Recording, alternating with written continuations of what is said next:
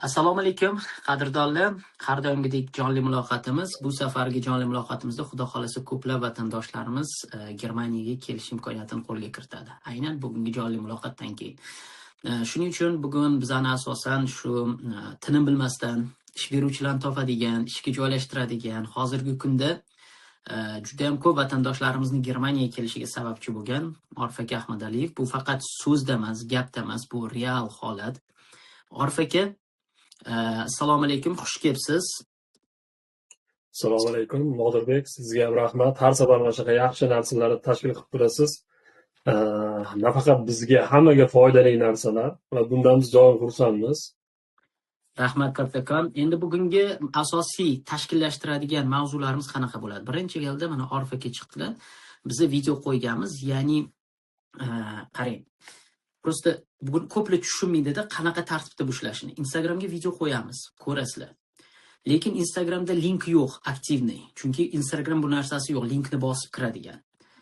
Yuzlab, minglab savollar tushadi. Biz Telegramda jonli muloqot o'tkazamiz, bu yerda to'liq tushuntiramiz va undan keyin sizga to'g'ri keladigan bo'lsa, shu jonli muloqotni yozib olib turib link qoldiramiz. Ya'ni o'sha ariza topshiradigan link. Ya'ni siz hozir ko'ryapsiz, oldin tushunib olasiz, menga bu dastur to'g'ri keladimi yoki yo'qmi? To'g'ri keladigan bo'lsa, linkka kirib ariza qoldirasiz. Xuddi shunaqa oramizda o'tirgan bo'lsa, hamshiralar bor yoki deylik boshqa ishga harakat qilganlar, bundan oldingi BC pravasi borlar. Teparoqqa chiqsanglar, Telegram kanalimizda videoni qo'yganmiz va link qoldirganmiz. Iltimos qilib qolardik, kimda kim bu dasturga ham topshirmoqchi bo'lsa, yaxshilab tushunib yetib, to'g'ri kelsa topshirishni. Demak, yana bitta narsani eslatib qo'yaman. Aynan hozir Orif aka taqdim qilayotgan yo'nalish bu bitta ish beruvchi. Agar misol uchun kimdirlar aytishi mumkin, yoshim to'g'ri kelmay qolar ekan meniki desa, bu faqat bularda shunaqa bo'lishi mumkin. Qolgan joylarda albatta boshqacharoq. Hamma ish beruvchida har xil imkoniyatlar. Shuning uchun demak, men to'g'ri kelmas ekanman deb o'zingizga krest qo'yishingiz kerak emas. Orif aka, yana bir bor xush kelibsiz. Bugungi asosiy mavzularimizdan boshlasak, menimcha Ausbildung dasturi. O'zi keling siz bilan Ausbildung masalasida o'zi nima, bu ko'plar hozir kirgan, mingdan oshiq odam ko'rib o'tirgan jonli efirda Ausbildung nima o'zi u? Nimaga bu dastur shunchalik yaxshiki, Germaniyaga kelish uchun eng zo'r vizalardan biri hisoblanadi? Shu haqida qisqagina ma'lumot bersak, siz bilan birga va undan keyin sizlar tomonidan taqdim qilinadigan imkoniyatlar haqida gaplashsak. Xo'p, Nodirbek, yana bir marta rahmat. Agar ovozim yaxshi kelayotgan bo'lsa, men boshlayman. Xo'p, Ausbildung yaxshi bo'ldi. O'sha boshidan boshlashimiz. Ausbildung o'zimizni dehqonchasiga tushuntiradigan bo'lsak, o'zimizni eski kollej tizimi, ya'ni shunga o'xshashroq tizim. 3 yil, 2 yildan 3,5 yilgacha davomiyligi bor bu sohalarga qarab turib. Endi Ausbildungda siz misol uchun bizda kollejda asosan nazariy o'qitilgan bo'lsa va praktikasi qayergadir 1 yilda bir marta kanikul paytida, ya'ni ta'til paytida borib praktika qilinadigan bo'lsa, Ausbildungda Germaniyada unaqa emas. Uni teskarisi, ya'ni siz doimiy qaysidir bir ish beruvchida ishlaysiz va o'shani maktabiga borib turib, o'sha sohani maktabi bor. Maktabga borib turib, ba'zilariki haftada bir marta bo'ladi, ba'zilariki blok unterricht deydi, ya'ni 6 oyda bir marta 1 oylik maktablari bo'ladi yoki 3 haftada 1 haftalik maktablar. Hammasi har xil tashkil etilgan, sohasiga qarab turib. Borib turib siz nazariy fanlarni o'rganib kelasiz. Boshida xuddi bizga o'xshagan har balo fanlar bor bu yerda ham. Ingliz tilini o'rgatadiganlari bor, nemis tilini yana qo'shimcha chuqurlashtiradiganlar bor va o'zingizning sohangiz, matematika, fizika va hokazolar qo'shilib ketadi. Va oxirida aynan siz 2 xil imtihon topshirasiz. Ya'ni orada chorak imtihonlar bo'lib turadi, ham maktabda, ham ish joyingizda. Va undan tashqari oxirida IHK degan tashkilot bor. O'sha yerda umumiy yakuniy imtihon topshirasiz. Ya'ni 3,5 yil bo'lsa, 3,5 yildan keyin yoki 3 yil bo'lsa, 3 yildan keyin. Topshirganingizdan keyin agar siz o'ta olsangiz, demak sizga 3 yillik, 3,5 yillik mana shu mutaxassislik bo'yicha diplom berdi degan, ya'ni sizga sertifikat, diplom beriladi va ushbu sertifikat orqali siz Germaniyaning barcha hududida o'zingizning sohangizda ishlash huquqiga ega bo'lasiz. Endi Ausbildung nimaga yaxshi deganda, juda plus taraflari ko'p, ayniqsa yoshlarga, ya'ni yosh kattalarga emas, yoshlarga plus tarafi birinchi navbatda viza jihatdan viza olish oson.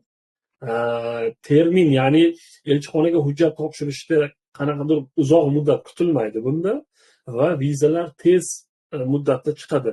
Bunga sabab nima deganda, sizni ish joyingiz tayin va o'sha ish joyingizda qanaqadir stipendiyangiz bor. Nima uchun vizalar ko'p holatda cho'ziladi deganda, aynan olayotgan oyligingiz boshqasi yetadimi yo'qmi degan savolni qo'yishgani uchun ozgina tekshiruv ko'proq bo'ladi.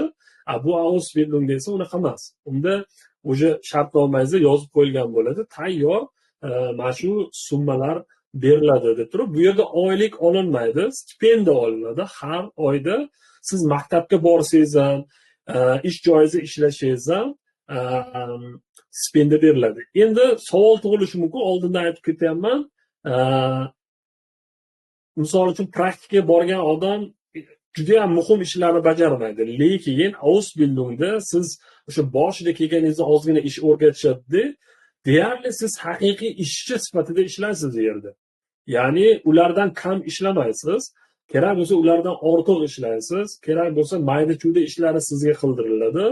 Bu taraflarni ham aytib o'tishimiz kerak. Ertaga Ausbildung ekan borib ko'rib tursam bo'ldi ekan xayolga bormaslik kerak-da. Siz kerak bo'lsa qo'lni kir qilib ishlaydigan holat bo'ladi. Shuning uchun bu narsaga tayyor bo'lish kerak. Ya'ni Ausbildung kelib, prosta shunchaki kuzatib turmaysiz, ham o'qiysiz, ham ishlaysiz. Bu oson emas. Germaniyada ham o'qib, ham ishlash oson emas va haligi olayotgan stipendiyangizni yetkazish ham oson ish emas. Lekin shu kungacha bolalar eplayapti, harakatni qilyapti. Va mana bugun kirgan o'sha Yusufjon degan nomzodimiz, xudo xolasa ularga ham so'z beradigan bo'lsak, keyinroq bular bizni aynan mana shu kompaniyaga kelgan ilk qaldiroqchilarimiz. Bu yil nasib bo'lsa, adashmasam bitirishadi va bundan biz juda ham xursandmiz. Ular mana ochiq oydin gapirib beradi. Live eshitayotganmizda. Live bo'ladi. Qanaqadir haligi biz juda oxirgi paytda ko'payib ketdi, faqat yaxshi tarafini ko'rsataverishadi. Yo'q, biz hamma tarafini ko'rsatamiz. O'shanga bekorga aytmaymiz. Mana u ikkita qo'lingiz doim qop-qora yuradi. Orif aka, kelajagi bor. bo'ldim gapingizni. Hozir ko'plarda balki yana bitta ikkita savollar tug'ilib qolishi mumkin. Biza hozir savollar juda ham ko'p kelyapti. Qaysi yo'nalishda sizda soha hozir vakansiyalar bo'ladi degan. Hozir buni yetkazamiz. Undan oldin qisqacha xulosa qiladigan bo'lsak, mana bu Ausbildungni balki yana qo'shimcha qilarsiz. Orif aka, demak sizda aslida maktab shahodatnomangiz bo'lsa, 18 yoshga to'lgan bo'lsangiz, aslida boshlanadi. Hamma boyaga aytganimdek, mana shu firmalar, kompaniyalar yosh chegarasini o'zi belgilaydi keyin. Bir xilli 25 deydi, bir xilli 27, bir xilli 30, bir xilli 40. Agar siz mutaxassisligingiz to'g'ri keladigan bo'lsa, misol uchun hamshira yo'q, balki 30-40 gacha ham olishi mumkin. Endi hammada har xil vaziyat. Shu narsa yoshga to'g'rilab oldik. Endi Germaniyaga kelishingiz uchun Ausbildungda aytganlaridek viza chiqish osonroq qolganlariga nisbatan.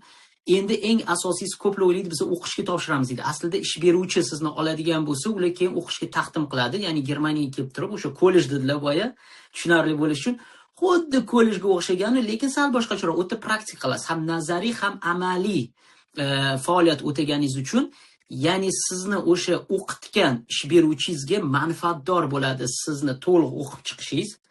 Bitirganingizdan keyin aynan keladigan o'sha именно o'sha so'ygnus, ya'ni o'sha hujjatni, sertifikatni olishingiz mutaxassis degan. Ana shuni olganingizdan keyin ish beruvchi sizni jon deb ishga olib qoladi aksariyat holatlarda.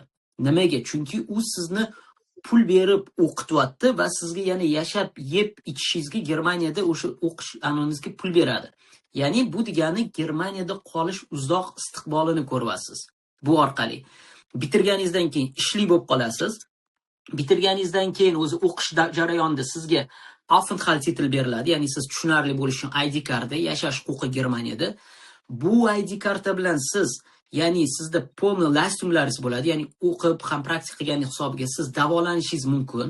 Ya'ni sog'lig'ingizga bu narsa bo'lsa, o'zingiz yoningizdan rasxodlik qilmaysiz, chunki siz nalog to'layapsiz. Ya'ni o'qiyotgan joyingizdan siz o'sha ishlayotgan joyingizda nalog ushab qoladi. Qisqagina balki kimdirdan 51, kimdirdan 100 ushab qolar, o'sha ham yetarli bo'ladi sizni o'sha sotsialdan, ya'ni foydalanishingizga, xizmatlardan, davolanishingiz shunga o'xshash holatlar.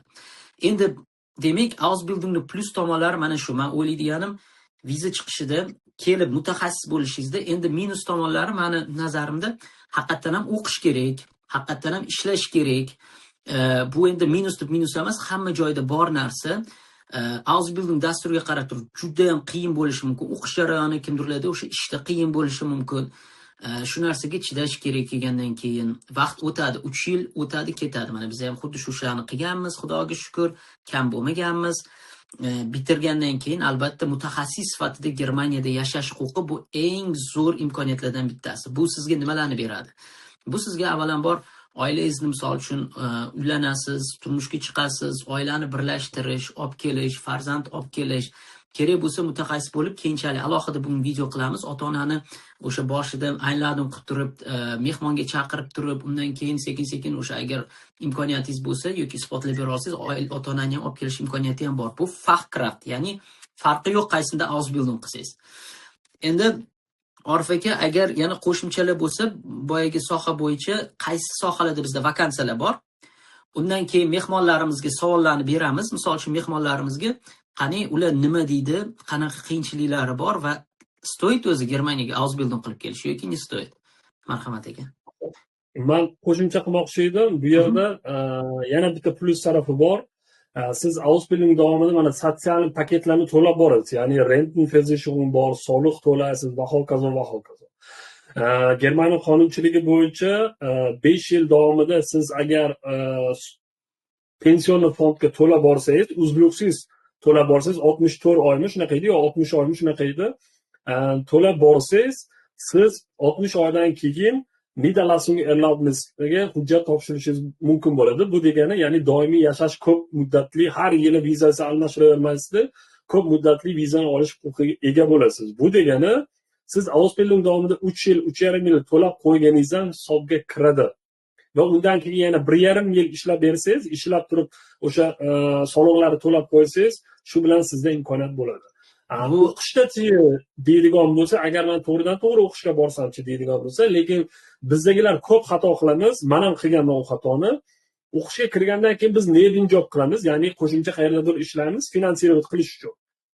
Unda ish beruvchi so'raydi, "Sen pension fondga to'lash xohlaysanmi?" desa, "Yo'q, biz puldan qiziqanim yo'q" deymiz. O'sha yillar sanalmaydi, ming afsus, hisobga kirmaydi. Sanamagan kunimiz. Ancha muddat yo'qotasiz. Men o'zim 10 yil deganda olganman o'sha hujjatni, chunki xato qilganman boshida. 50-60 yevro puldan qochib turib, to'lash kerak. To'lash kerak. Lekin Ausbildungda siz majburiy to'lasiz. O'sha tarafi plusi bor. Orif aka, mana hozirgi kunda minglab vatandoshlarimizni Germaniyaga kelishiga sababchi bo'lgansiz, siz orqali kelgan. Va shu to'g'risini aytaman, juda ham katta ishlar qilgansiz va hozirgi kunda ham kelishida, ya'ni bepul kelishigacha ham yordamlashgan vatandoshlarimiz juda ham ko'p bo'lgan. Bunaqa firmalar juda ham kam, ya'ni bepul kelishigacha ham Germaniyagacha. Endi Orif aka zo'r mavzuni ko'tardi, shunga to'xtab o'tmasam bo'lmaydi. Nega desam, ko'plarning fikrida bo'ladiki, men katta nalog to'layotganman deydi. Men aytaman, tangani ikki tomonini ochib qaranglar do'stlar. O'sha nalogni ochsanglar, men shukr qilaman deyman-da. 2000 ushlab qoladi menda, men Xudoga shukr qilaman. Nimaga? Birinchi galda eng katta nalog to'lasangiz, ani boya aytib o'tdilar, ya'ni o'sha Rentenversicherung, ya'ni bu sizning nafaqangiz uchun pul olib qolinyapti, nafaqa uchun. Ikkinchisi bu sizning Krankenversicherung. Ya'ni siz kasal bo'lib qolsangiz, bemalol borib o'sha xizmat ko'rsatiladi. Qatdan pul olsam ekan demaysiz. Va undan tashqari farzandlaringiz bo'lsa, o'sha farzandlaringiz ham siz orqali bemalol tekinga o'sha davolanib yuradi. Ya'ni tug'iladimi farzandingiz, hech kimga pul bermaysiz. Ana shu narsalar. Undan keyingisi, misol uchun Sozialversicherung deganni ham aytadi. U sotsial ko'p to'laymiz, qolganlar uchun ham. Ertaga Xudo ko'rsatmasin, siz kelganingizdan keyin o'qidingiz, mutaxassis bo'ldingiz, sog'liq, tirikjonsiz. U bir narsa bo'lib qoldi. Ishla olmaysiz. Ana o'shanda davlat sizga to'liq kvartirangiz bo'lsa, kvartirangizni pulini, kommunalkalar bo'lsa, kommunalkangizni pulini to'lab beradi. Ya'ni 1 yil bo'lsa ishsizsiz, 5 yil bo'lsa 5 yil, 10 yil bo'lsa 10 yilgacha ham to'lab beradi, mutlaqo bepulga. Demak, siz mana bu aytganlaridek Orif aka to'layotgan o'sha naloglaringiz albatta o'z kuchini saqlab qoladi. Undan ko'ra boy 50 yevroni to'lab qo'ygan ma'qul. ya'ni keyinchalik Niederlassungserlaubnis deganlar, ya'ni Germaniyada shuncha bo'lish uchun qo'pol qilib aytganda umrbod qolish huquqi, ya'ni nemetskiy pasport bilan deyarli tenglashtirilgan. Siz O'zbekistonga qolib oladi, bu umrbod Germaniyada yashash huquqini qo'lga kiritasiz. Aynan mana shu Ausbildung orqali. Endi Orif aka, menimcha asosiyga o'tsak bo'ladi. Bugun birinchi vakansiyamiz menimcha bizda logistika, to'g'rimi? Hozir o'sha vakansiyalarga o'tishdan oldin mana soliq tizimini yana bitta qisqa tushuntirib o'tmoqchi edim. Agar anaqa bo'lsa, ma'qul ko'rsanglar, men monitorishni ko'rsatay. Qaranglar, bu taxminiy internetdan o'zingizlar ham kirsanglar bo'ladi. Hamma to'palan qiladi, Germaniyada soliq baland deb. Yo'q, bu xato gap. Germaniyada soliq baland emas, siz ishchi sifatida ishlasangiz. Soliq qachon baland bo'ladi? Tadbirkorlik qilsangiz baland bo'ladi. Mana shu bitta Ausbildungchini taxminiy oyligi 1100 yevro stipendiyasi bo'ladigan bo'lsa, ko'ringlar 00 Lohnsteuer, ya'ni aynan mana shu siz to'laydigan soliq. Bu bo'lishi mumkin, mana ko'paygan sari, misol uchun 1300 ga chiqsa yoki qanchadir qismat bo'lsa, ozgina ushlab qolish ehtimoli bor bunda, lekin bu juda katta summa emas. Hozir buni 3000 haqiqiy Fachkraft kelganda ham ko'rib chiqishingiz mumkin. Asosiy to'lovlar mana hisoblanadi. Sotsial abgaben, ya'ni siz o'zingiz uchun pul to'layapsiz, birov uchun emas. O'shaning uchun bu yerda bularni ham soliqqa qo'shib yorishadi, lekin bular soliq emas. Bu sizni qachondir misol uchun ishsiz qolib ketganingizda sizni oyligingizni berib turadigan oyliklar, soliqlar turi, ya'ni minus sizni oyligingizdan chiqib ketadigan narsa. Lekin bu davlatga havoga sovormaysiz, shuni berib qo'ymaysiz. O'shani noto'g'ri tushunib qolishadi ko'pchilik, Germaniyada soliq baland. Yo'q, xato gap. Misol uchun deylik, mana shuni Fachkraft sifatida ishlayapti, bittasi 30 yosh deylik, 30 yosh bo'ladigan bo'lsa, 3000 brutto oylik oladigan bo'lsa, bular baribir shoya klassda biri bo'ladi.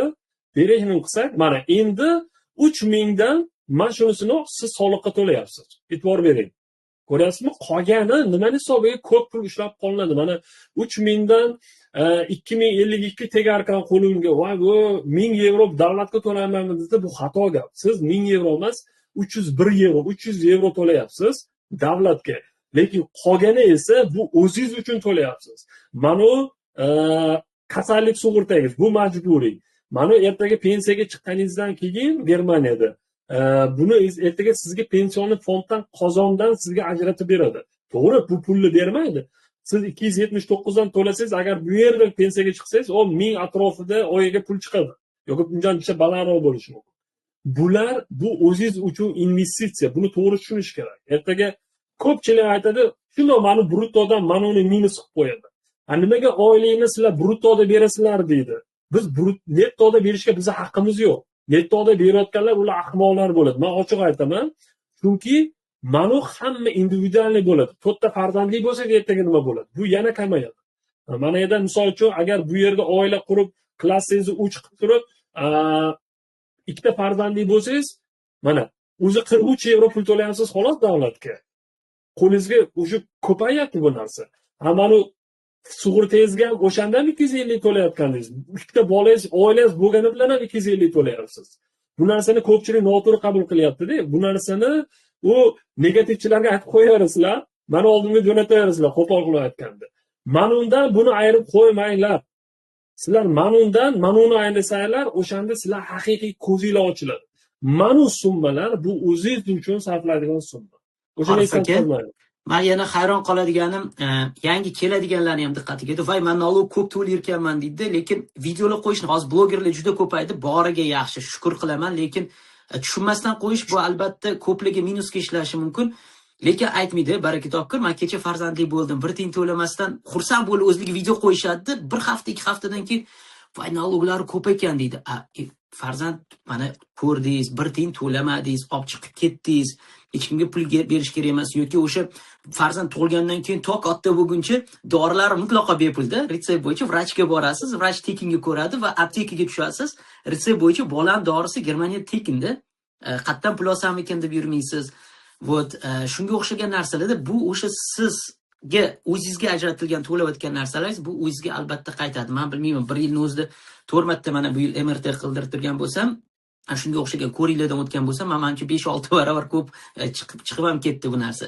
Xo'p, juda ham zo'r tushuntirdingiz. Rahmat Orif aka bu bo'yicha. Endi asosiy shu mavzuga o'tamiz, Ausbildung bo'yicha. Bizdagi hozir aynan bu anaqamiz temamiz, bugungi temamizni o'sha bitta katta ish beruvchimiz bor, MAN degan kompaniya bor. Agar ko'pchilik ko'rgan bo'lsa, ko'chalarda MAN Kamaz deydi bizda, MAN Kamazlar yuradi. O'sha kompaniyani, o'sha Kamazlarni ishlab chiqaradigan kompaniya bu Germaniyada joylashgan, Volkswagen gruppasiga qaraydi. Biz ular bilan mana hozir 3-4-yil ishlayapmiz. Ularga Ausbildung sohasiga, ya'ni avtomobillar zavodga emas, noto'g'ri tushunib qolishmasin, zavodga emas, balkim o'sha Kamazlarga remont qiluvchi shoxobchalar bor, ya'ni servislar bor. O'sha servislarga yuk avtomobillariga texnik xizmat ko'rsatuvchi xodimlarni, ya'ni Ausbildung sohasiga 3,5 yillik bu Ausbildung texnik xizmat ko'rsatuvchi sohalarga olib kelamiz va undan tashqari Fachkraft für Lagerlogistik deydi. Ya'ni o'sha har bitta servis senterni ichida omborxonasi bor. Omborxonada har xil zapchastlar bor. O'sha zapchastlarni tartibga soluvchi, ertaga bitta usta kelib turib, hali KFZ mexatronika kelib turib, menga mana zapchastni olib ber deydigan bo'lsa yoki zakaz beradi, boshqa qiladi. O'shunaqa sohaga ham u 3 yillik Ausbildung. O'sha ikkita nomzodimiz qatnashyapti. Bittasi 3 yil oldin, ya'ni birinchi qaldirg'ochimiz, bittasi mana bu yil o'tgan yil 2025 da kelib, hozir o'qishini davom ettiryapti. Shularni olib kelganmiz. Balkim ularga navbat bilan so'z bersaydik, ular nimalarga e'tibor berish kerak, nimalar qiladi va ish beruvchi ularga kelishida nimalar qilib bergan, ya'ni bileti masalasi, boshqasi, o'shalarni tushuntirib o'tilsa, mendan eshitishgandan ko'ra haqiqiy insonlardan eshitgani yaxshi menimcha. Yana bitta narsa aytib o'tib ketmoqchiman, Orif aka, ularga navbat berishdan oldin, do'stlar, iltimos, mana bu ko'plab balki aytishi mumkin, bu menga to'g'ri kelmaydi deyishi mumkin yoki shunga o'xshagan. Bunaqa sohalar juda ham ko'p. Misol uchun Orif akani o'zida ham Fachkraftlar, ya'ni to'g'ridan to'g'ri ishga keladiganlar yoki deylik boshqa yo'nalishlarda Ausbildung bor. Undan tashqari Germaniyada juda ham ko'p ish beruvchilar bor har xil sohalarda. Har bittasiga alohida to'xtalishimiz kerakmiz, chunki bitta soha individualda, har bittasini aralashtirib tashlasa bittada tushunmay qolishingiz mumkin. Keyin savol tug'ilishi mumkin, qayerga ariza topshiraman deb turib. Mana yaqinga kirganlar bo'lishi mumkin. Mana shu jonli muloqot yozib olganman. Ertaga uzog'i bilan joylashtiraman Telegram kanalimga, pastida link qoldiraman. Ya'ni ofitsialni ariza topshirish uchun link. Uning uchun Orif aka necha minglab pul sarflab turib Germaniyada shu dasturni yaratgan. Ya'ni ariza topshirish uchun, halollik, poklik, tozalik bo'lish uchun, hech qanaqa yashirin sistema bo'lmasligi uchun. Bu bo'yicha Orif aka ancha ishladingiz bu bo'yicha, to'g'rimi? O'sha link topshirish bo'yicha. Ha, men uni oxirida bitta ko'rsatib beraman. Qanaqa, misol uchun sizni kanalingizdan kirib turib, linkni kanal bosib ketishlarini topshirsa bo'ladi. Topshirsa bo'ladi. Haqiqatda juda ham katta mehnat qildik. Bir yaxshi yigitimiz bor, juda ham orqasida ishlab, kechasi kunduzi yangi baza yaratganmiz, to'laqonli. Oldin misol uchun bizga hujjat topshirganlar, men tan olaman, vaqtida javob olisha olmasdi. Vaqtida aniq haligi hujjat topshirib qo'yib, nima bo'layotganini o'zi bilmay turardi. Hozir esa juda ham tezlashib ketgan. Ya'ni hujjatni qaysi etapga o'tdi, qachon bo'ladi, hamma ma'lumotlar berib boriladi bu yerda. Juda ham zo'r. Demak, mikrofonlarni menimcha yoqib qo'yganman. Men tanimayman bu ukalarimizni, xudo xolasa, o'zi aslida do'stlar kuniga uchrataman-da vatandoshlarimizni. Yaqinda keldik, Nodir aka kanallaringizni ko'rdik, motivatsiya olib keldik deydi.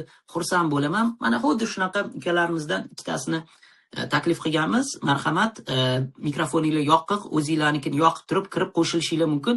Agar kamerani yoqa olsanglar, undan ham zo'r bo'lardi. Yusufjon, agar ma'qul bo'lsa siz boshlab bersangiz, o'sha KFZ mexatronika bo'yicha bu qaldirg'ochimiz birinchi mana shu kompaniyaga kelgan. O'sha funksiyalarni aytib tursangiz, men aniq qilib beraman, nima deydi? Bir tavsiya qilib beraman bo'lsa. Ovozim yaxshi eshitilyapti. Assalomu alaykum hammaga. Assalomu alaykum Yusufjon aka. Nodir aka, Orif aka, hammalarni kirib kelgan yangi yil bilan tabriklayman. Hamdardlar. Demak, ba'da hozir guruhda live chatda qatnashayotgan ko'pchilik, demak, hozirgi kunda O'zbekistonda til o'rganayotgan yoki bo'lmasa mana shu Germaniyaga kelish harakatida bo'layotgan insonlar hammalari. Mana biz Orif aka bilan xudo xolasa mana 3 yildan beri birga ishlaymiz. Bu shu dasturda birinchi boshladik, ya'ni KFZ mexatronika yo'nalishi bo'yicha. demak, xudoga nasib inshaalloh shu yil oxirida o'zimiz Apshus imtihonlarini topshirib, yangi yildan ya'ni usta bo'lib, o'zimizni ish faxraf bo'lib, o'zimiz ish faoliyatimizni boshlaymiz nasib inshaalloh. Endi Ausbildung davriga keladigan bo'lsak, men kelishimdan oldin ham O'zbekistonda bo'lganimda ko'p o'y-xayollar bo'lardi. O'zi Ausbildungga borsam, men o'zimni finansiviy qoplay olamanmi yoki bo'lmasam ko'pchilik baribir kelgandan keyin oilasini o'ylaydi, oilamga sal yordam bera olamanmi, yo'qmi degan narsalar bo'ladi albatta. Ya'ni hamma narsa o'z-o'zidan bo'lmaydi. Kelganingiz bilan sizda hech kim qo'lingizga mana pulni olgin, borib maza qilib yasagin degan narsa bo'lmaydi. Albatta, ko'pchiligimizda kelganda boshida til muammosi bo'ladi. Qandaydir darajada tilimizda muammolar bo'ladi yoki odamlar bilan chiqishda muammolar bo'ladi. Lekin hamma narsa vaqtincha, odam sabr qilib, qo'lidan kelgancha harakat qilish kerak deb o'ylayman. Mana 3 yildan beri o'sha o'zimizga yarasha do'stlar orttirdik, tanishlar orttirdik, yaxshi natijalar erishib kelyapmiz, xudo xolasa inshaalloh. Demoqchi bo'lganim, kelayotgan yangi ukalarimiz albatta hammani o'ziga yarasha o'zini qiziqqan sohasi bor. Demak, meni soham o'zbekcha qilib aytganda, demak, usta vazifasida bo'ladigan bo'lsa, ya'ni servis sohasida yuk mashinalariga xizmat ko'rsatish. Demak, bizda aytgandek Ausbildung 2 xil, ya'ni praktika verkstatda, ustaxonada ustalarga yordamchi yoki bo'lmasam vaqt soat bilan qo'lingizdan demak ish kelishda boshlagandan keyin siz o'sha o'zingiz ustalaringizni, masterlaringizni ishonchini oqlaganingizdan keyin ana undan keyin siz o'zingizga qo'lingizga ish berishni boshlaydi. Ya'ni har xil demak muammolar bilan kelgan yuk avtomobillarini sizga berib, mana shu joyda shunaqa muammosi bor. Mana shuni tuzat yoki bo'lmasam shuni ko'rgan deb sizga ishonch bildirgandan keyin, demak bu asosan 1 yildan keyin desak bo'ladi. Nimaiki sal ichkari kirishib olasiz, ish jarayoni qanaqa ketadi, qanday bo'ladi, o'rganib olganingizdan keyin. Demak, stipendiyalar ham yil sayin oshib boradi. Birinchi kelganingizda demak, aytsak hozir kunda Germaniyada 900 dan 1100 bruttogacha bo'ladigan bo'lsa, yana keyingi yillardan unga qo'shimcha har oy aytaylik 150 yevro brutto atrofida, demak, stipendiyangizga qo'shilib boraveradi. Undan tashqari yana nima deganda, sizni qanchalik yil davomida effektiv bo'lganingiz, ya'ni bu nafaqat ustaxonada, ya'ni ishxonada, praktikada, balki o'qishingizda ham qanchalik darajada yaxshi natijaga erishishingizga qarab, sizga yillik darajali bonuslar qo'shib beriladi. Ya'ni siz o'qishingizda ham yaxshi faol bo'lsangiz, yaxshi ballarga egasi bo'lsangiz, yoki bo'lmasam ustaxonada ham o'zingizni yaxshi ko'rsiz, tartib, intizomingiz bilasiz, nemislar juda ham tartibni yaxshi ko'rishadi. Haligi kech qolishni yoqtirishmaydi, o'ziga berilgan vazifani qanchalik darajada tirishqoqlik bilan qilishingizga juda ham ahamiyat berishadi. Demak, shu hamma bosqichlarda hisobga olgan holatda sizga yil davomida mana shu birinchi ko'rsatilgan shartnomangizda ko'rsatilgan oylikdan tashqari yana bonus pullar ajratiladi, bayram pullari ajratiladi, sizda yana 30 kunlik urlobingiz bo'ladi, ya'ni ta'tilingiz bo'ladi. Ta'tilingizga ham siz O'zbekistonga ketishingiz mumkin yoki bo'lmasam butun Yevropa bo'ylab sayohat qilishingiz mumkin. Demak, ta'til kuningizga ham yana qo'shimcha ravishda demak ta'til pullari beriladi. Men aytgan bo'lardim, ukalarimizdir, akalarimizdir, kelayotgan yangi niyat qilib harakat qilayotganlarga, avvalambor o'zlaringni haqiqiy ichlaringda bor, o'zlaring sevgan yo'nalish tanlab olinglar. Kimdir, misol aytaylik, doktorlikda yaxshi ko'rishi mumkin, kimdir texnikaga qiziqadi, yana kimdir aytaylik, misol tan meditsinlarimiz bor, tish doktorlarimiz bor, yoki bo'lmasam boshqa mehmonxona sohasida juda ham ko'p, yoki gastronomiya sohasiga qiziqadigan juda ham ko'p odamlarimiz bor. Demak, siz o'zingizni yoqtirgan yo'nalishingiz bo'yicha kelib, shu o'zingizni yo'nalishingiz bo'yicha Ausbildung boshlab, oxiriga yetkazsizgina ana o'shandan keyin yutasiz. Siz borib olsam bo'ldi deb bu yerdagi odamlardan foydalanib yoki bo'lmasam kelib olganimdan keyin yana yarim yil yuraman, 1 yil yuraman, yo'nalishimni o'zgartiraman, o'zim yoqtirgan yo'nalishga o'tib ketaman degan fikrda bo'lganlar o'zlari yutqizadi.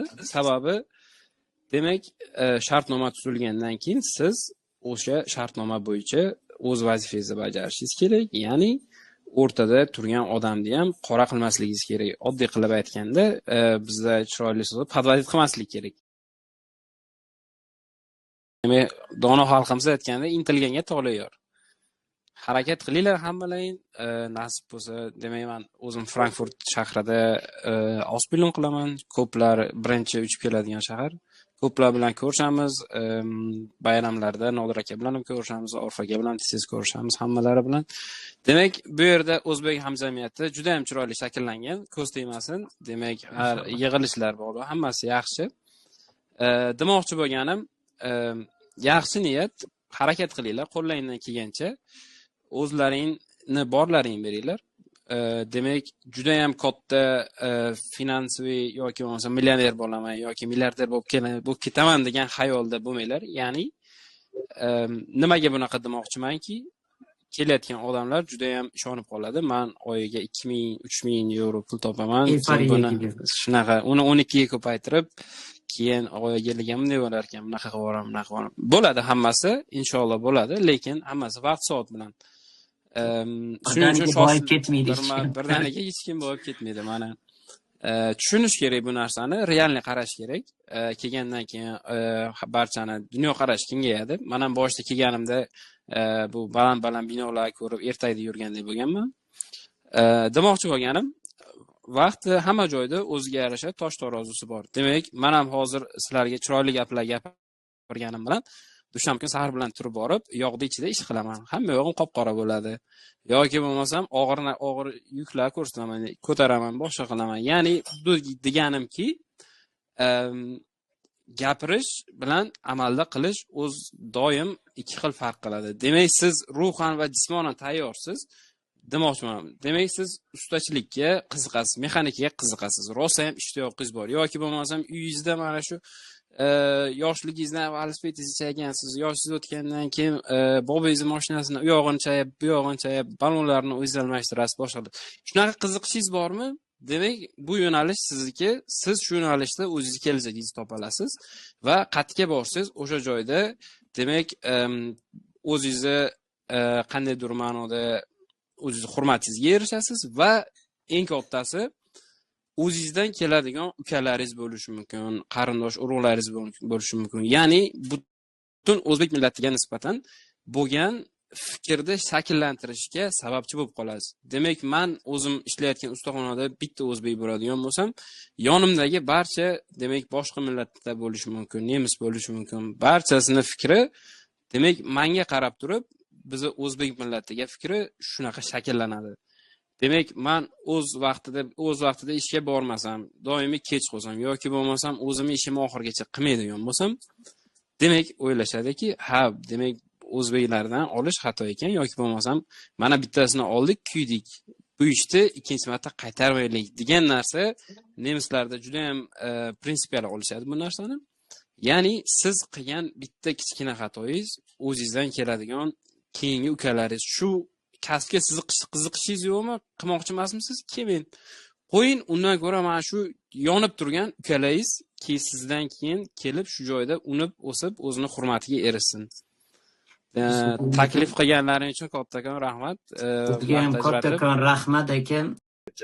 Xo'p, qanaqa hujjatlar kerak degan joyiga bizni yangi platformamiz orqali hattoki Lebenslauf ham bizga jo'natishinglar shart emas. Bizga kerak bo'lgan, sizga kerak bo'lgan narsangiz asosiy o'zingizdagi informatsiyalar, manzilingiz va hokazolar va pasportingiz kerak bo'ladi. Agar qanaqadir diplomingiz bo'lsa, o'shani ham yuklasangiz bo'ladi. Ya'ni biz uchun alohida Lebenslauf tuzib boshqa qilish shart emas. Bizning sistema aynan tarjimai hol, bizning sistema yangi tizimimiz aynan shu Lebenslaufni sizni o'rningizga, ya'ni nomzodlarning ishini yengillashtirish uchun shu narsani qilganmiz. Buni qisqartirib ko'rsatib beraman. Va bu yerda asosiy kerak bo'lgani o'sha, ya'ni agar til sertifikatingiz bo'lsa, til sertifikat. Yana qaytarib aytaman, til sertifikatingiz muhim emas. Bo'lmasa ham kelsangiz bo'ladi, faqatgina til sertifikatingiz bo'lsa ham, bo'lmasa ham bizni ichki quvvatlardan o'tishingiz kerak. Eshitilyaptimi ovozlar? Hozir kelyapti, lekin bir 3-4 sekund oldin shunaqa ham xira edi, uzilib kelyotgan edi. O'sha siz Bo'lmasa unumli foydalanib yetkazishga harakat qilamiz shu joydan. Orif aka, demak, bitta qaytarib yuborasiz, asosiy kerak bo'ladigan, talab qilinadigan hujjatlar. Xo'p, kerakli hujjatlar birinchisi o'sha chet elga chiqish pasportingiz. Agar bo'lmasa, ID kartangizni yoki oddiy yashil deymiz endi bizning tilda, yashil pasportni yuklasangiz ham bo'ladi. Lebenslauf shart emas, sertifikat shart emas. Agar tilingiz yaxshi bo'lsa-yu, sertifikat topshirishga imkoniyatingiz bo'lmasa, u ham shart emas. Lekin sertifikatingiz bo'lsa va diplomingiz bo'lsa, yuklasangiz bo'ladi. Asosiy kerakli narsa shu. Boshqa kerakli narsa agar qo'shimcha hujjatlar kerak bo'ladigan bo'lsa, lekin ko'p holatda kerak bo'lmaydi, bizning xodimlar o'zlari aloqaga chiqishadi. Juda ham zo'r. Demak, yana bir marta takrorlayman, ko'plar yozyapti, ovozli uzuq-uzuq deb turib, O'zbekistonga balki yetib ham bormayotgandir. Zapis qilib olyapti, qo'yaman albatta. Kerak bo'ladigan hujjatlar, demak, aytilgandek, birinchi galda siz o'sha nemis tilidan gaplasha olishingiz kerak. B1 darajada, sertifikat shart emas deyilyapti. Yosh chegarasi to'g'ri kelish kerak, 20 dan 27 yoshgacha ham deyilyapti, adashmasam. O'sha pasportingiz, to'g'rimi? Orif aka? Pasport. Endi qarang, qachongacha topshirsa bo'ladi bu hujjatlarni? Xo'p, hujjatlarni biz fevral oyining oxirigacha qabul qilamiz. Bu Ausbildung tizimi avgust oyidan boshlanadi, 1-avgustdan, ya'ni ungacha vizalarni olib hammasini hal qilib qo'yishimiz kerak. Fevral oyigacha ichki suhbatlar, ish beruvchi bilan suhbatlar bo'lib o'tadi va undan keyin barcha hujjat ishlarini boshlaymiz. Orif aka, demak, yana qanaqa vakansiyalar bor? O'shalarni ham qaysi sohalarda, misol uchun hozir biz aytdik, keyin yana video qo'yaman albatta bunga ham, prosta kimdir ko'radigan bo'lsa, bundan tashqari yana linklar qo'yamiz. Mana shu kelayotgan 1 hafta, 2 hafta yoki uzog'i bilan 1 hafta ichida, chunki bu uje tezlashtirishimiz kerak, fevralgacha ham topshirib ulgurish kerak. Qanaqa sohalar yonayotgan bor? Xo'p, bundan tashqari aynan Ausbildung bo'yicha o'sha Fachkraft für Lager Logistik, ya'ni omborxona deb tushuntirdik, o'shanda vakansiya bor, aynan shu kompaniyaning o'ziga. Va undan tashqari boshqa kompaniya bor, ularga shofyorlik bo'yicha, ya'ni yuk mashinasining haydovchisi bo'yicha vakansiyamiz bor. Unga endi linklarni tayyorlab jo'nataman, Nodirbek. Uni yaqinda oldik va yo'l qurilishiga bor vakansiya.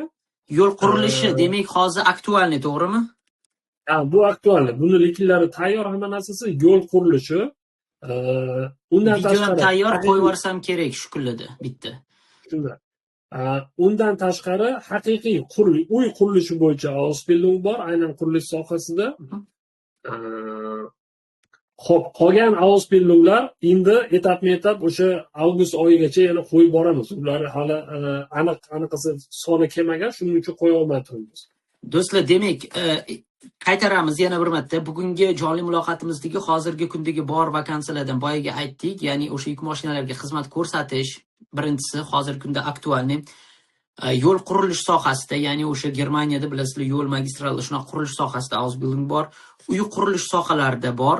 Yuk mashinalari bo'yicha link tayyor bo'lgandan keyin uni ham qo'yamiz. Yuk mashinalarini o'sha haydash, to'g'rimi?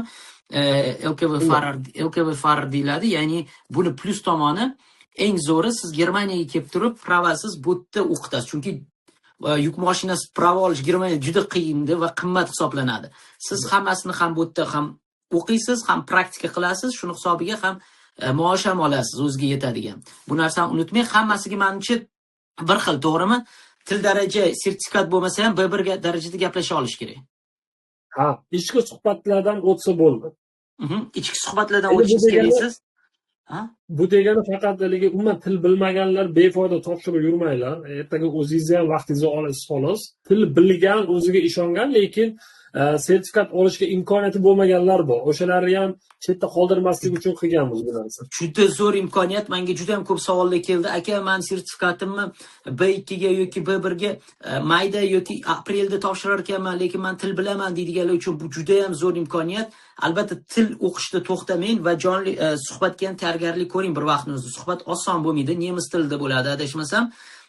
Shuning uchun til bilmaydiganlar prosta assalomu alaykum deb o'tib ketaman deb birovlarni ham o'zingizni ham vaqtingizni olmang. Bu yerda asosan shu tilni B1 darajada gaplasha olsangiz, suhbatdan o'tish imkoniyatingiz juda ham yuqori bo'ladi. Va eng asosiysi, qanaqa xizmatlar ko'rsatiladi sizlar tomonidan, nimalarga yordamlashasizlar? Xo'p, bizda ish beruvchi, ya'ni biz tomonidan va ish beruvchi tomonidan bir martalik aviachipta sotib olib beriladi O'zbekistondan Germaniyaga yetib kelishingiz uchun. Sizga uy-joy topib beriladi, lekin bu uy-joy tekinga berilmaydi, ijara asosida topib beriladi. Eng katta muammo Germaniyada uy-joy topish. Bunga biz o'zimiz qilamiz va lekin ijara shartnomasida siz o'zingiz uy egasi bilan ijara shartnomasi tuzib yashaysiz. Undan tashqari o'sha aeroportda kutib olib, aeroportdan uyingizgacha yetib borish yo o'zimiz mashinada yoki poyezdda yetkazib borish, anaqamiz hammasi ichida bo'ladi. Va sizni to'laydigan to'lovlaringiz qayerda bo'ladi? Elchixonaning to'lovi bor. Buni bizga to'lamaysiz, elchixonaning to'lovi. Va undan tashqari agar hujjatlaringizni tarjima qildirish kerak bo'lsa, ularga to'lov qilasiz. U ham bizga emas, ya'ni tarjimon sentrlariga. Bizni bitta sug'urtamiz bor, ya'ni sayohat sug'urtasi. Unga alohida pul to'laysiz, lekin u arzimagan summa. Uni bizni firma o'zi qilib beradi, faqat uni ham pulini bizga emas, firmani sug'urta uchun to'laysiz. Asosiy to'lovlari shu. Bu yerda biz uchun, misol uchun biz 2000 ber, 1000 ber, 500 ber degan joyimiz yo'q bu holatda. Demak, zo'r imkoniyat, foydalaning, marhamat. Nega desam, bunaqa juda ham kam Ausbildung so'raganlar uchun ishoning, mana shu tanishlarimiz o'tiribdi. Yarim yil, 1 yildan beri shu Ausbildungga to'g'ridan to'g'ri topishib juda ham qiyinda O'zbekistonda. Sabab nimaga bilasizlarmi? 2000, 3000 lab ham bir xillik kela olmaydi. Chunki bu aytganimizdagi to'g'ridan to'g'ri o'qishga topshirmaysiz, sizni birinchi ish beruvchi suhbatdan o'tkazadi. Agar sizda o'sha ko'rsa, keyin o'sha o'qish joyiga pulingizni to'lab berish bunaqa. Ular aytadi, "Menga nima kerak bor, bu bosh og'riq" deydi. Aslida olganda. Bilmaydigan o'sha firmalar. Marhamat, mana vakansiya nechta odamga aka bor, o'rtacha har bitta soha bo'yicha hisoblasak. Xo'p, KFC sohasi, mexatronika sohasida 20 ta vakansiyamiz bor. Narigi Fachkraftfür logistikda 8 ta vakansiyamiz bor. Undan tashqari Straßenbau bor. Unda, ya'ni yo'l qurilishi, unda 10 ta berilgan.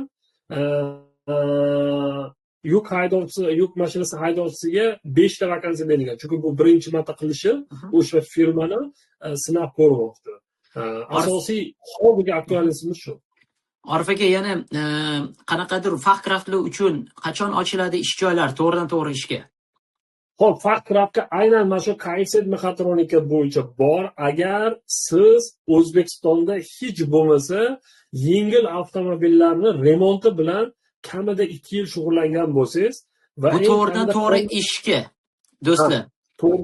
To'g'ridan to'g'ri va kamida 2 yillik tajribangiz bo'lsa, kelib yuk avtomobillarini remonti bilan ishlashga rozi bo'lsangiz, aynan shu vakansiyamiz bor. Undan tashqari yo'l qurilishiga ham yaqinda e'lonni beramiz. To'g'ridan to'g'ri ishga ham olib kelish hozir переговор ketyapti, uni ham olib kelamiz. Demak, Orif aka, men tushunishim bo'yicha to'g'ridan to'g'ri ishga kelishga, ya'ni mashina ustalari, ya'ni yuk mashina bilan 2 yildan beri, 3 yildan beri shug'ullanib yurgan bo'lsa, qo'li gul ustalar bo'ladigan bo'lsa, Germaniyaga to'g'ridan to'g'ri ishga kelsa bo'ladi.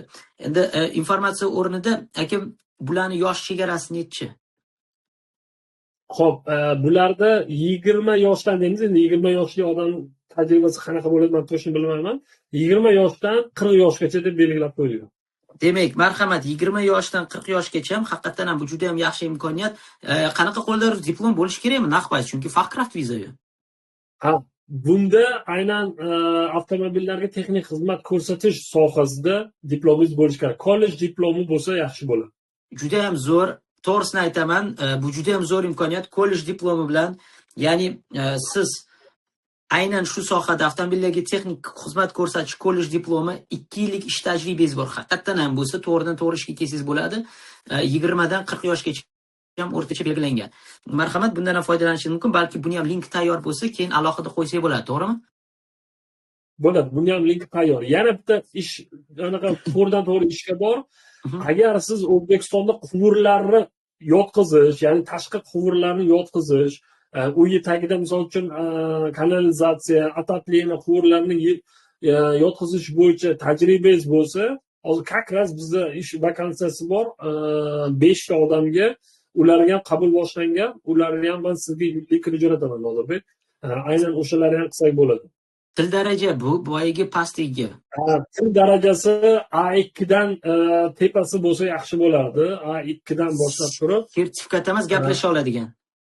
sertifikat to'g'ridan to'g'ri eshitgan, sertifikat kerak emas bizga. Faqat suhbatlardan o'ta olish kerak. Marhamat, imkoniyat zo'r. A2 bilan ham Orif aka gap yo'q, shunchalik vatandoshlarimizga yaxshilik qilib bu o'zi bo'lmaydi. Bitta ish joyi topish, ishoning, bitta ish joyi topish juda qiyin. Germaniyada yurganlar ham o'zi ham topa olmaydi. Ochiqni aytadigan bo'lsak, O'zbekistondan viza ishlaringizga yordamlashib, shartnomalarni mutlaqo bepulga berib turib, olib kelib olishdi. Shunaqa shartnomalarni qo'lga kiritganligi uchun men Orif akaga prosta rahmat deya olaman. Nega desam, bular uncha odamning qo'lidan kelmaydigan narsalar va albatta bu ishlarni qilayotganliklari uchun tushunib yetasiz. Kimda kim Germaniyada yurgan bo'lsa, albatta tushunib yetadi. Imkoniyatdan foydalaning.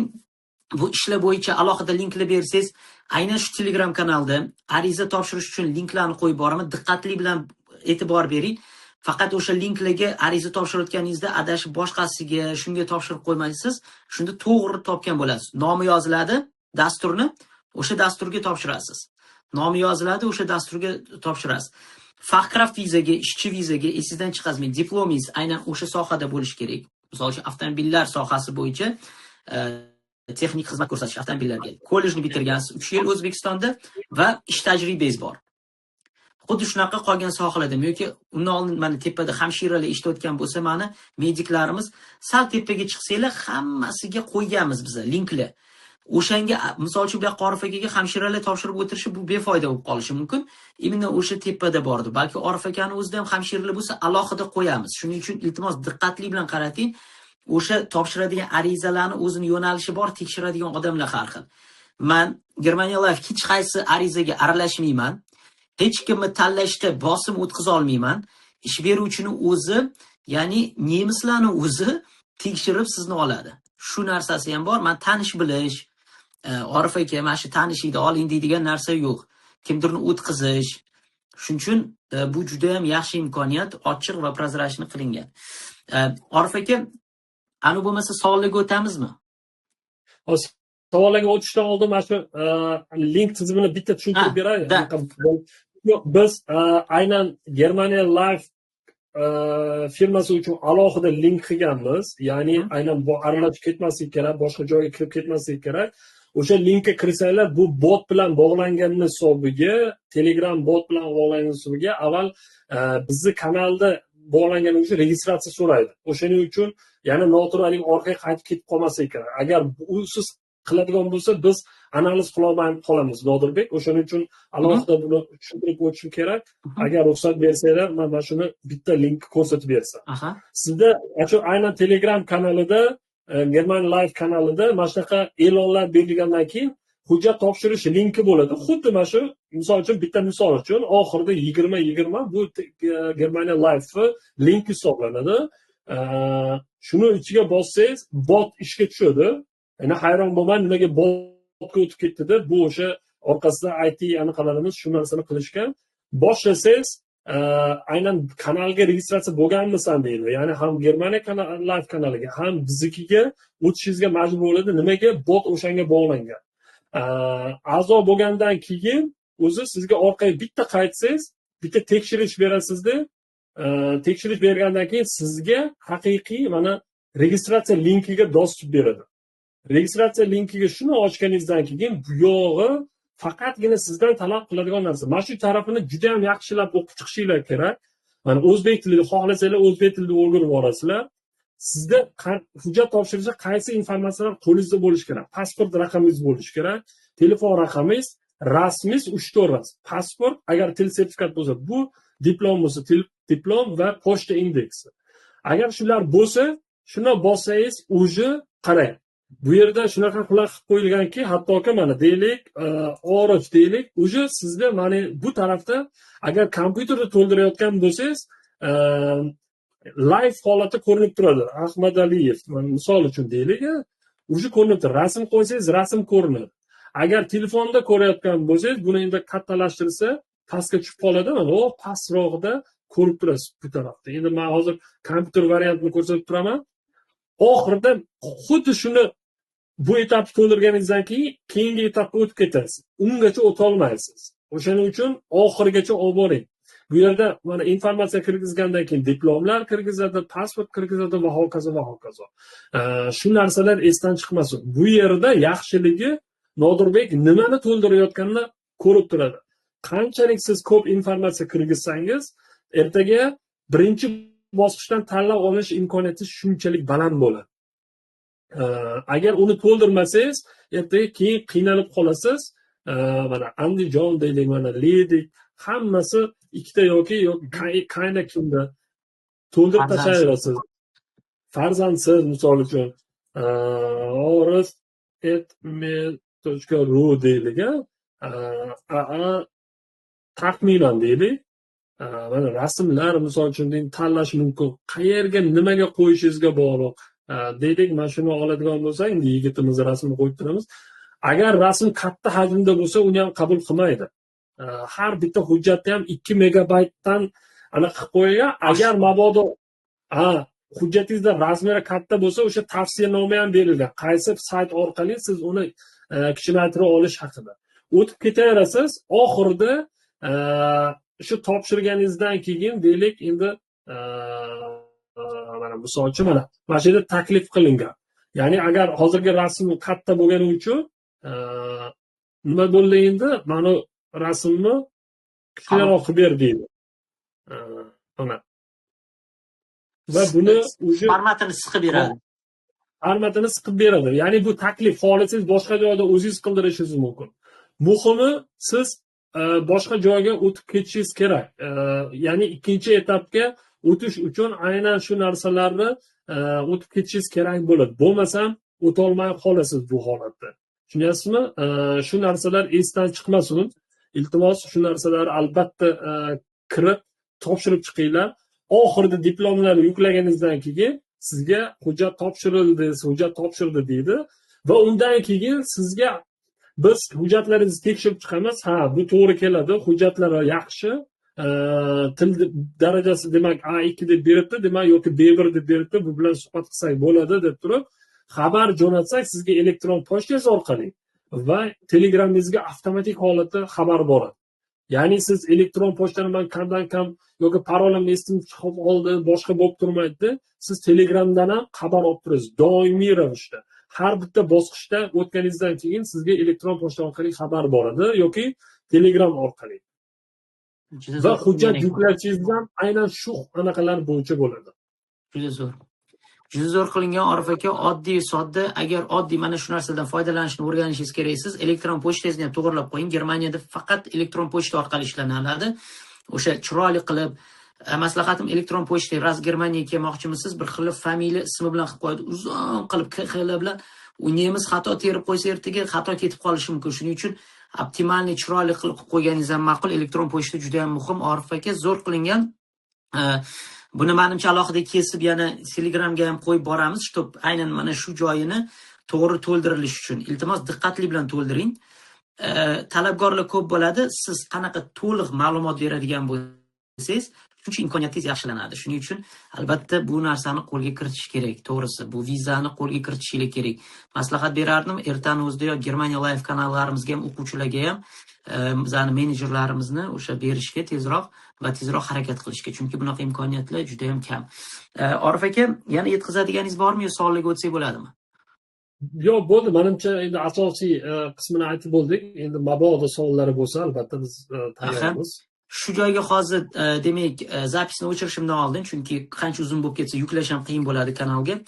Bitta narsani aytib o'tmoqchiman. Mana shu Germaniya Live'ni yoki mana konsaltingimiz Orif akani kuzatadiganlar, albatta mana bizning Telegram kanalimizga obuna bo'lishni unutmang. Undan tashqari qanaqa tartibda ishlaydi. Men videolarni asosan Instagram kanalimda qo'yaman, ma'lumot tarzida informatsiya chiqadi. O'tdan keyin Instagramda prosta Instagram qabul qilmaydi. Mana bunaqa suhbatlar unaqa o'tkaza olmaymiz bemalol va linklar aktiv qila olmaymiz, xuddi Telegramdagi. Maqsad bu Telegramda obunachi yig'ish emas, aynan shu yerda qulay bo'lgani uchun informatsiya berish va mana shu linklar bilan ishlash. Shuning uchun Telegramda jonli muloqotlar o'tkazamiz va arizalarni ham shu joyga yuklab boramiz.